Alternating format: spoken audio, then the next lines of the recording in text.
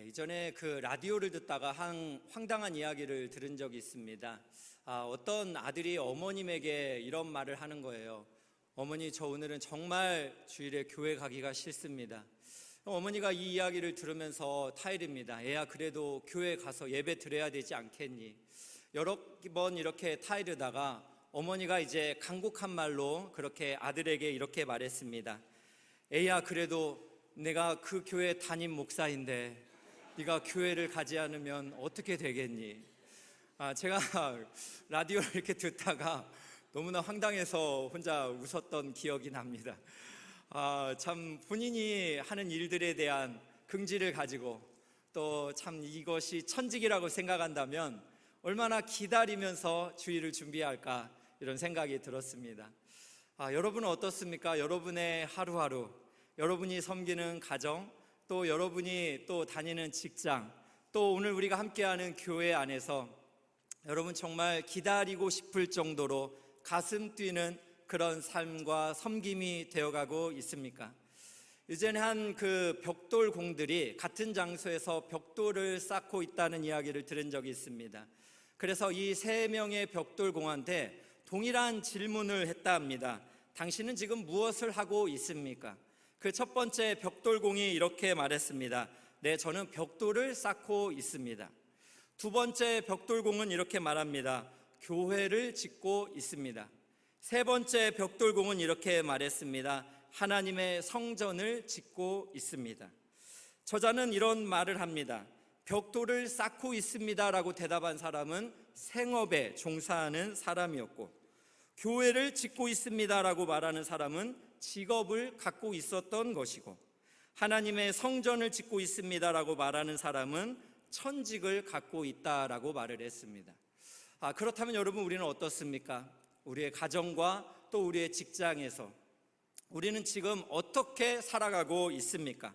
만약 우리가 하늘로부터 우리가 부르심을 받아서 우리가 섬기고 있는 모든 한 순간순간이 하나님이 나에게 주신 천직이라고 생각한다면 여러분, 우리의 가정은 또 우리의 사회와 교회는 어떻게 변화될 수 있을까? 우리가 기대감을 가질 수 있을 것 같습니다. 여러분, 오늘 본문은 출애굽기 3장입니다. 바로 하나님께서 모세에게 나타나시는 내용이고, 하나님께서 모세를 부르시고 애굽 왕 바로에게 보내시는 내용입니다. 그런데 오늘 말씀을 잘 살펴보면 아주 기이한 광경이 나옵니다. 그게 무엇입니까? 떨기 나무에 불이 붙었는데 떨기 나무가 소멸되지 않는 것입니다. 그 말씀이 오늘 2절에 있습니다. 한번 보겠습니다. 여호와의 사자가 떨기나무 가운데로부터 나오는 불꽃 안에서 그에게 나타나시니라. 그가 보니 떨기나무에 불이 붙었으나 그 떨기나무가 사라지지 아니하는지라. 구약 성경에서 여호와의 사자는 바로 여호와 자신을 이야기합니다. 오늘 말씀에서 떨기나무 가운데 여호와께서 나타나신 건 거예요. 그런데 여러분, 이 떨기나무라는 것은 어떤 나무입니까? 가시덤불 나무예요. 매우 작고 보잘것없고 그냥 불만 조금 갖다 대면 활활 타오르는 그 나무가 떨기나무입니다. 그런데 이 떨기나무가 지금 상징하고 있는 것은 이스라엘 백성입니다.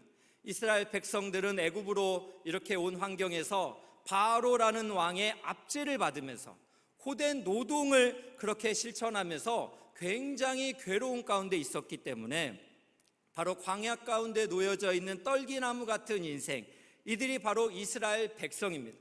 그런데 이 오늘 본문에서 특이한 점이 있습니다. 이 떨기나무에 지금 불이 임했다라는 거예요. 여기서 여러분, 불을 우리가 구약 성경을 잘 살펴보면 하나님의 임재를 나타낼 때 사용되는 도구가 불입니다. 그러니까 이 떨기나무에 불이 임했다라는 것은 여호와께서 임재하셨다라는 것을 말씀하고 있습니다. 이것을 더 분명히 알 수 있는 내용이 오늘 말씀 5절입니다. 한번 보겠습니다. 하나님이 이르시되 이리로 가까이 오지 말라. 내가 선 곳은 거룩한 땅이니 내 발에서 신을 벗으라. 하나님께서 모세에게 요청하는 거예요. 가까이 오지 말라는 거예요. 왜 그렇습니까? 모세가 밟고 있는 땅은 거룩한 땅이기 때문이다, 이렇게 설명한 거죠. 그러면 여러분, 거룩한 땅, 거룩하지 않은 땅 따로 구분이 되나요? 그게 아니에요. 여호와께서 임재하시기 때문에 거룩하신 하나님이 함께 하시는 그곳, 그 땅이 거룩한 땅이 되는 것입니다. 오늘 말씀을 보면 하나님께서 떨기나무 가운데 불로 임하셨기 때문에 지금 그 떨기나무가 있는 바로 그 땅이 거룩한 땅이 되는 것입니다. 이렇게 하나님께서 지금 모세 앞에 임재하시고 하나님께서 모세에게 요구하시는 것이 있습니다. 그것은 바로 신을 벗으라라는 요구입니다. 여러분, 신을 벗는다라는 것의 의미를 좀 생각을 해볼 필요가 있는데요, 고대 근동에서는 높은 권위자에 대한 예법입니다. 그래서 종들은 바로 주인 앞에서 신발을 신지 않았다라는 것이죠. 그러니까 하나님께서 임재하셔서 모세에게 신을 벗으라라는 의미는 무엇입니까? 모세가 자기의 인생의 주인을 자기로 삼지 말고 모세의 인생의 주인, 즉 주어를 하나님께로 바꾸어서 하나님의 종으로서 살아갈 것을 원하시는 바로 권리 포기를 요청하고 있는 것입니다. 왜 그렇습니까? 하나님께서는 모세를 통해서 지금 하시고자 하는 계획이 있는 거예요. 모세는 감히 상상할 수도 없는 하나님의 빅피처가 지금 모세한테 지금 예정되어 있기 때문에 그렇습니다. 그래서 하나님께서는 떨기나무 가운데 지금 나타나셔서 지금 모세에게 자신이 누구인지 그리고 무엇을 하려고 하는지를 설명하는 내용이 오늘 말씀 6절에서 8절까지 설명되어지고 있습니다. 그런데 특이한 것은요, 지금 하나님께서 모세를 이렇게 만나서 자신을 어떻게 소개하고 있는가라는 부분인데 그 말씀이 오늘 6절입니다. 또 이르시되 나는 내 조상의 하나님이니 아브라함의 하나님, 이삭의 하나님, 야곱의 하나님이라. 지금 자신을 누구로 설명했어요? 그 세 명의 선조의 하나님이다라고 설명을 하고 있습니다. 왜 그랬을까요? 이스라엘 백성들이 애굽에서 한 400년 정도를 있다 보니까 그들이 하나님을 잊어버렸습니다. 그리고 애굽에서 고생을 많이 하다 보니까 하나님이 우리를 돌본다라는 것은 상상도 하지 못했습니다. 그래서 그들은 하나님을 향하여 오히려 원망의 마음을 가졌고 심지어 다른 헛된 이방 신들을 찾고 있는 환경이었습니다. 그러나 이런 환경에 하나님께서 이스라엘 백성들에게 나타나시는 거예요. 그리고 모세에게 자기를 설명하면서 나는 아브라함의 하나님이다 설명하는 거예요. 하나님이 아브라함에게 뭐라 말씀하셨습니까? 내가 너에게 그리고 내 후손에게 땅을 주리라 약속하셨지 않습니까? 이제 하나님께서 땅을 주리라고 약속을 받았던 아브라함, 그리고 그의 후대 이삭, 그리고 그의 후손 야곱에까지 하나님의 언약이 계속해서 흘러가고 있다는 거예요. 이스라엘 백성에게 봤을 때는 왜 우리가 애굽 나라까지 와가지고 이 고생을 하고 있나? 하나님은 왜 우리를 잊어버렸나라고 착각하지만 아니다라는 거예요. 나는 너의 선조 아브라함과 이삭과 야곱의 하나님인데 내가 그들에게 땅을 주겠다는 이 언약을 이제 너를 통해서 이스라엘 백성에게 행하시겠다라는 것을 표현하고 있는 부분입니다. 그래서 이제 하나님께서 그 모세에게 설명을 합니다. 무엇을 하려고 하는지를 설명을 하는데 그 내용이 오늘 7절이에요. 세 가지 동사를 사용해 가면서 하나님이 하시려고 하는 뜻을 표현하고 있습니다. 한번 보겠습니다. 여호와께서 이르시되 내가 애굽에 있는 내 백성의 고통을 분명히 보고 그들이 그들의 감독자로 말미암아 부르짖음을 듣고 그 근심을 알고라고 말하고 있습니다. 하나님께서는요, 애굽에 있는 이스라엘 백성을 지금 내 백성이다라고 칭하고 있습니다. 그들은 버려졌다라고 생각했지만 천만의 말씀, 너희는 내 백성이다라고 하나님이 호칭하고 있는 거예요. 그러면서 세 가지 동사를 썼는데 너희의 고통을 분명히 보았다라는 것입니다. 여러분, 여기서 보았다라는 이 히브리어 단어는 라라는 동사인데요, 문법적으로 보면 이 라라는 동사를 이렇게 두 번을 겹쳐 썼어요. 그래서 무슨 의미를 가지고 있냐면 하나님께서 두 번을 보았다라는 것을 강조하면서 너희 이스라엘 백성들의 고통을 내가 아주 세밀하게, 내가 아주 분명히 그것을 눈을 부릅뜨고 바라보고 있었다라는 것을 표현하고 있습니다. 또 두 번째로 듣고라는 것, 무엇입니까? 이스라엘 백성들의 그 신음소리를 하나님께서 들었다라는 것입니다. 이 말은 히브리어로 샤마라는 뜻인데요, 어떤 의미냐면 경청하여서 아주 주의를 기울여서 너희들의 신음소리를 여호와께서 들었다라고 말하는 것입니다. 또 세 번째는 무엇입니까? 알고라고 표현을 했습니다. 무엇을요? 너희들의 고통받는 그 근심을 알고라고 말하는 거예요. 여기서 이 알다라는 말은 히브리어로 야다입니다. 경험적으로 안다라는 거예요. 하나님께서는 경험적으로 이스라엘이 근심 중에 있는 것을 알고 계셨다라는 거예요. 그러니까 하나님은 이스라엘을 떠나지 않았습니다. 내 백성 이스라엘이 고통 가운데 있는 것을 보았고, 너희들이 신음소리를 내가 들었고, 너희들의 근심을 내가 알았다라는 것입니다. 여러분, 이 말씀이 우리에게 얼마나 큰 위로를 주는가요? 우리도 인생을 살다 보면 너무나 고통스러울 때 있잖아요. 또 너무나 우리가 신음소리를 낼 때 있잖아요. 또 우리도 너무나 근심 속에 있을 때 얼마나 많습니까? 그러나 하나님이 내 백성이라고 말씀하시면서 우리를 보고 듣고 알고 있다라는 것입니다. 그 놀라우신 하나님은 이제 해결책을 제시합니다. 그게 바로 오늘 8절의 말씀이에요. 내가 내려가서 그들을 애굽인의 손에서 건져내고 그들을 그 땅에서 인도하여서 아름답고 광대한 땅, 젖과 꿀이 흐르는 땅, 곧 가나안 족속, 헷 족속, 아무리 족속, 브리스 족속, 히위 족속, 여부스 족속의 지방에 데려가려 하노라. 누가 내려간다고요? 하나님이 친히 이제 내려가겠다는 거예요. 내가 솔루션을 가지고 너희들의 이 고통의 문제를 해결하기 위해서 내가 친히 내려가겠다. 그리고 애굽인의 손에서 너희를 건져내겠다. 그리고 너희의 아브라함과 이삭에게, 야곱에게 약속하신 그 땅에 너희를 다시 돌아가게 하겠다라는 것입니다. 여러분, 하나님의 이 적극적인 의지, 하나님의 열정이 오늘 이 말씀 가운데 우리에게 보여주고 있다라는 것입니다. 여러분, 이것을 생각해 볼 때 우리가 우리 현재에서 벌어지는 일들 때문에 너무너무 그렇게 참 영적인 침체에 빠져 있으면 아니 됩니다. 우리 하나님께서는 우리의 모든 것을 보고 듣고 알고 계시고 그분이 정답을 가지고 계시기 때문에 우리 인생의 솔루션을 가지고 적극적인 의지로 열정으로 이 문제를 해결하실 것을 여러분 믿으시기를 주님의 이름으로 축복합니다. 그렇다면 여러분, 오늘 말씀에서 오늘 주님께서는 내가 내려가서 해결하겠다라는 그 열정적인 그 방법이 무엇입니까? 한 지도자를 선택하시는 거예요. 한 사람 모세를 부르시는 것입니다. 하나님께서는요, 이렇게 하나님의 적극적인 뜻을 행할 때 사람을 통하여 그 일을 행하십니다. 그 고통의 문제를 사람을 통하여서 적극적으로 해결해 나가시는 것을 볼 수 있어요. 그래서 오늘 말씀 9절과 10절을 보세요. 하나님이 모세에게 명령합니다. 이제 가라라는 거예요. 이제 가라. 너 거기서 계속해서 주눅들어 살지 말고 나의 명을 받아서 이제 가라라는 것입니다. 그리고 10절에 뭐라 말씀합니까? 이제 내가 너를 바로에게 보내어 너에게 내 백성 이스라엘 자손을 애굽에서 인도하여 내게 하리라 말씀하고 있습니다.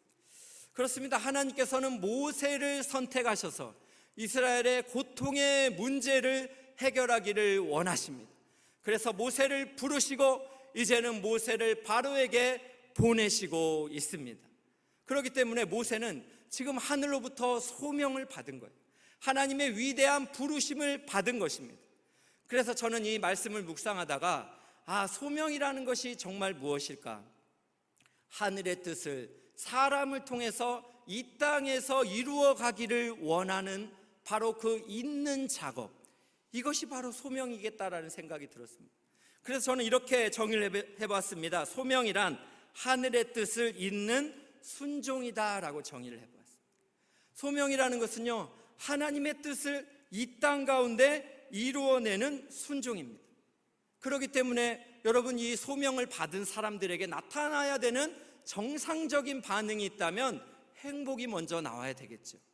나 같은 연약한 자에게 하나님이 뜻하신 바가 있다니, 나를 통해 하늘을 잇고자 하는 그 놀라운 계획하심이 있다니 얼마나 가슴 뛰는 일입니까? 그래서 이전에 이런 이야기를 한 적이 있죠. 영국의 어떤 하원 의원이 그가 맨날 여러 가지 일로 짜증나고 스트레스를 받았습니다. 그러다가 어느 날 그가 퇴근을 하다가 우연히 자기 집의 한 골목길에서 한 청소부가 이렇게 참 청소를 하는 것을 보면서 참 놀라운 생각을 했잖아요. 어떻게 그 청소부는 굉장히 모습은 초라하지만 땀을 흘리면서도 콧노래를 부르며 즐거운 표정으로 할 수 있나? 그래서 이 하원 의원이 내려서 물었대잖아요. 당신은 이 힘들지 않습니까? 짜증나고 괴롭지 않습니까? 그때 이 청소부가 했던 말이, 여러분 한번 생각을 해보세요. 저는 지금 하나님께서 창조하신 아름다운 세계의 한 모퉁이를 정화하고 있는 중입니다. 저는 행복합니다. 왜 그렇습니까? 하나님이 창조하신 아름다운 세계의 한 모퉁이를 정화하고 있기 때문입니다라고 이야기를 했어요. 여러분, 이것을 생각을 해볼 때 우리가 지금 섬기는 모든 우리의 섬김이 하늘의 하나님께서 우리에게 주신 그 하늘의 뜻을 잇는 일이라는 것을 생각을 해보면 여러분, 우리 삶은 가슴 뛰는 벅참이 있어야 되지 않겠습니까? 그러나 여러분, 실제는 어떻습니까? 쉽지가 않습니다. 소명으로 부름을 받아 산다는 거 부담스럽습니다. 나도 내 인생의 주인이 되어서 내가 원하는 대로 살고 싶습니다. 소명의 길을 가다 보니 때로는 듣지 않아도 될 말을 들어야 됩니다. 이 길은 너무나 좁은 길이고 예수님을 따르는 길이다 보니까 억울할 때도 너무나 많습니다. 눈물을 흘리며 분노할 때도 많습니다. 잠을 못 이룰 때도 많습니다. 세상적인 방법으로 되갚아줄까? 이런 생각들도 얼마나 많은지 모르겠습니다. 직장에서는 당장 사표 내고 그냥 도망쳐 나오면 되는 거 아닐까? 이런 생각들이 많이 들 것입니다. 가정에서는 어떻습니까? 나 더 이상 안 할래. 당신 맘대로 살아. 니네들 부모에게 기대하지 마. 이런 생각 들면서 여러분 포기하고 싶을 때 얼마나 많습니까? SNS 다 끊어버리고 나 이제 잠적할 거야. 나 찾지 마. 이러고 싶은 게 우리 본성입니다. 왜요? 우리도 그걸 너무나 본능적으로 원하니까요. 그러나 여러분, 소명이 정말로 하늘의 뜻을 이 땅 가운데 있는 순종이라고 여러분 생각한다면 진짜 소명이라는 것은 내가 원하는 행복한 일을 쫓아서 하는 것도 물론 순종이겠지만 어떤 의미에서는 정말 하기 싫은 일, 정말 도망치고 싶은 일, 정말 포기하고 싶은 일, 그것을 하는 것, 그것이 바로 소명인 줄로 믿습니다. 여러분, 이 소명을 받은 모세는 어떠했을까요? 과연 여러분 행복했을까요? 과연 여러분 이 부르심 앞에 모세는 가슴이 뛰었을까요? 나를 통해 애굽에서 이스라엘을 구원한다, 이런 찬란한 꿈을 가지고 그가 나아갔을까요? 오늘 말씀을 보니까 그렇지가 않습니다. 오늘 11절 말씀 한번 같이 보겠습니다. 모세가 하나님께 아뢰되 내가 누구이기에 바로에게 가며 이스라엘 자손을 애굽에서 인도하여 내리까? 모세는 지금 뭐라 하는 거예요? 항의성 불평을 하는 거예요. 하나님, 지금 무슨 말을 하는 겁니까? 내가 누구이기에, 내가 도대체 누구이기에 바로에게 갑니까? 이스라엘 백성을 내가 왜 책임져야 됩니까? 여러분 생각을 해보세요. 모세는요, 여기에 대한 항의성 불평을 내부적으로 외부적으로 얼마든지 할 수 있었습니다. 그가 내부적으로 가졌을 불평은 뭐겠습니까? 모세의 지금 나이가 그의 전승에 따르면 120세 중에 80세에 해당되는 그런 부르심입니다. 그는 왕궁에서의 40년을 그렇게 보내고 지금은 어떤 환경입니까? 미디안의 광야에서 도망자의 신세인 거예요. 애굽의 절대 권력을 가진 힘 있는 사람이 아니라 아주 힘이 없는 사람이에요. 그의 장인 이드로의 양떼를 치는 양치기에 불과한 존재였습니다. 근본적으로 이집트인들이 히브리인들을 아주 경멸했기 때문에 모세는 내부적으로 자신을 아무리 살펴봐도 이런 하나님의 소명을 감당할 수가 있는 사람이 아니에요. 그는 그의 동족으로부터 인정을 받았습니까? 아닙니다. 그는 바로에게부터, 동족에게로부터 인정받지 못하는 존재였어요. 그렇기 때문에 하나님을 향해서 얼마든지 항의성 불평을 할 수 있는 환경입니다. 외부적으로는 어떤가요? 외부적으로 볼까요? 지금 모세는 자기를 죽이려고 했던 바로왕, 그리고 그의 후손 역시 처음에 이스라엘을 보내려 하지 않았던 이유가 있습니다. 이스라엘이 그렇게 애굽을 떠날까 봐, 애굽의 노예에서 도망칠까 봐 두려워했던 사람들이에요. 그런데 그 바로 왕 앞에 지금 모세 보고 하나님이 가라는 거예요. 그 절대 권력 앞에서 이스라엘을 구원하라는 거예요. 여러분, 이것이 어떻게 모세에게 행복이 되고 있겠어요? 목숨을 건 순종입니다. 모세는 얼마든지 도망치려 했을 것입니다. 내부적으로 외부적으로 어떠한 이유를 찾아서든지 그는 그냥 잠자코 살기를 원했을 수도 있습니다. 그러나 여러분, 모세가 놓친 게 있어요. 모세가 지금 무엇을 놓쳤습니까? 내가 누구이기에. 자기에게서 능력을 찾았습니다. 자기에게서 능력을 찾다 보니까 자기가 현재의 모습 속에서 이스라엘을 구원할 만한 어떤 능력도 없는 거예요. 그러니까 그에게는 두려움이 찾아온 것입니다. 그리고 그는 목숨을 잃는 것뿐만 아니라 그 이스라엘 백성들의 목숨까지도 그가 어쩌면 책임을 져야 된다는 이 결과에 대한 두려움, 이런 것들이 모세를 꼼짝도 못하게 했을 것이고 하나님을 향하여서 그렇게 항거하게 했을 것입니다. 그때 하나님께서 모세에게 말씀하셔요. 그 내용이 오늘 11절입니다. 한번 보겠습니다. 모세가 하나님께 아뢰되, 12절입니다. 한번 보겠습니다. 하나님이 이르시되 내가 반드시 너와 함께 있으리라.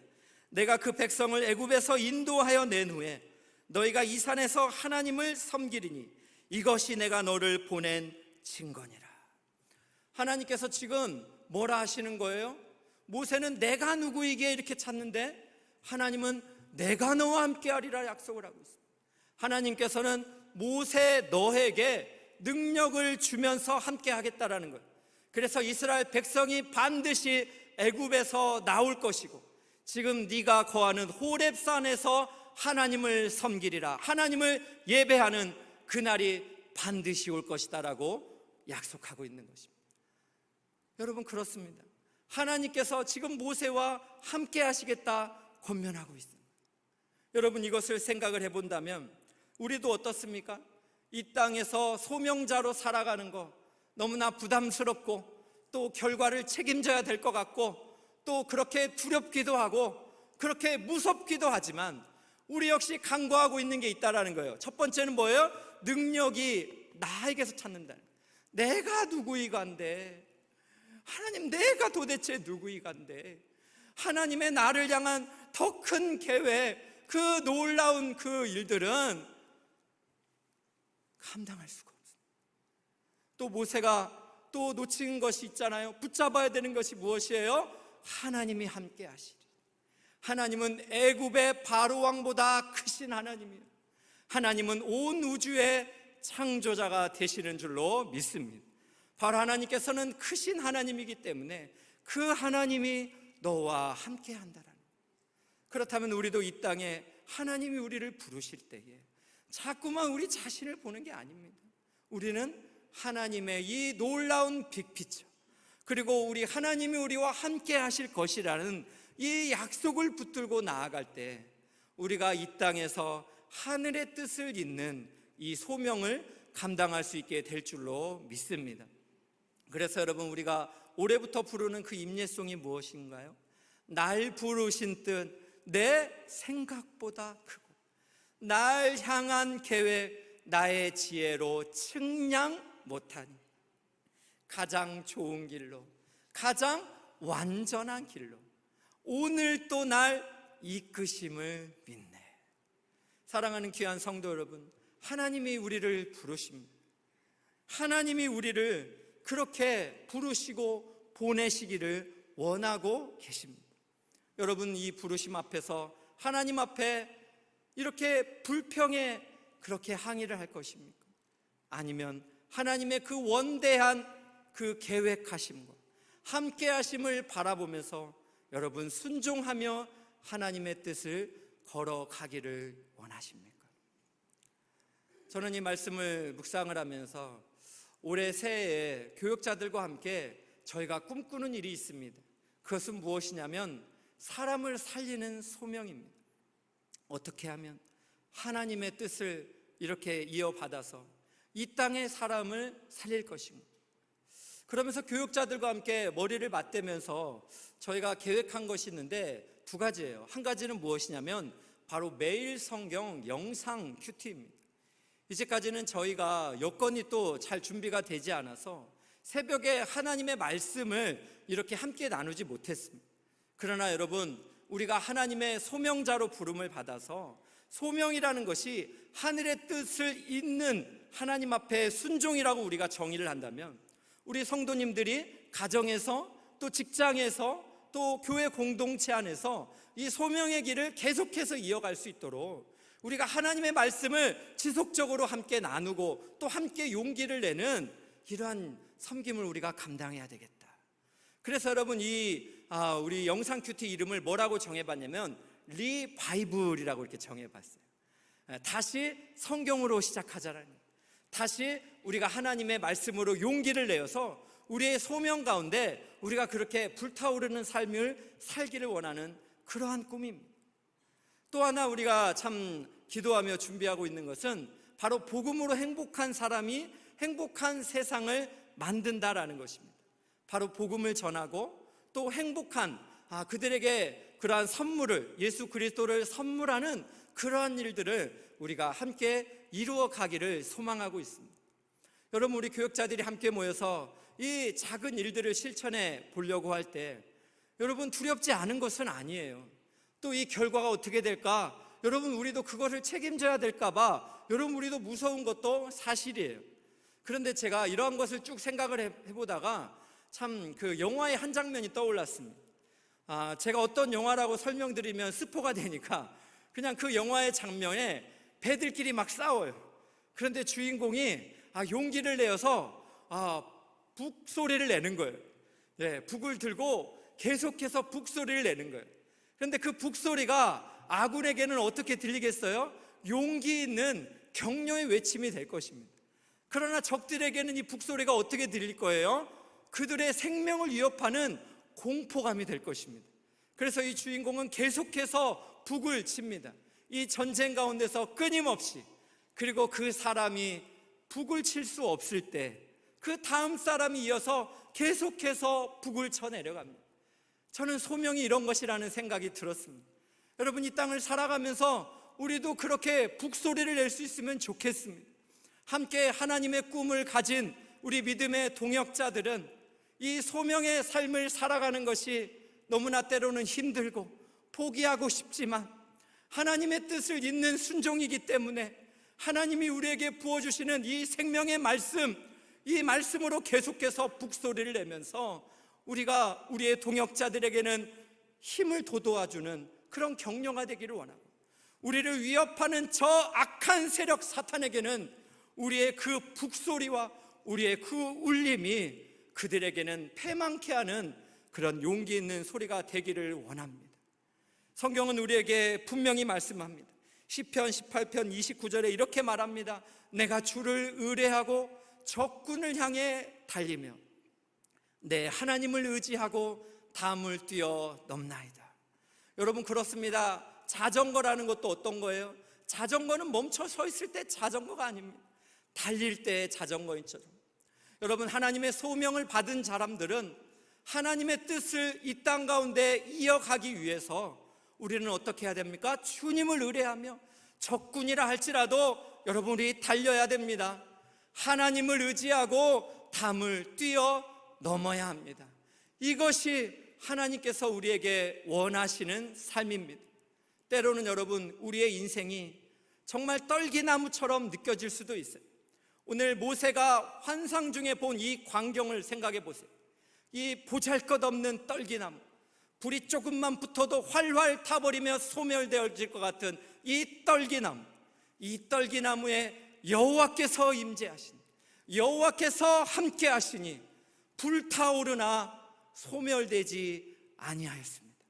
그래서 여러분, 히브리서 1장을 보면 하나님께서 이렇게 말해요. 하나님은 천사들을 바람으로 그리고 이 땅의 사역자들을 불꽃으로 삼으시느니라, 이렇게 말씀하십니다.